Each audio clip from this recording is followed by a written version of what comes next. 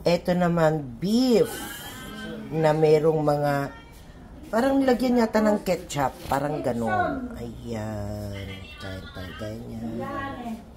Parang may ketchup siya, pero hindi ko alam ang tawag yan. Ito, malaking beef yan. Ayan. May mga patata, ay kamote yata to nilagay. O, yan. Kita niyo guys. O, yan. Merong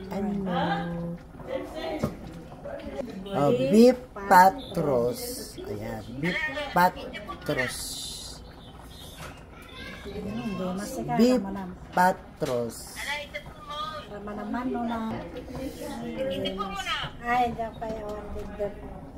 Ayan.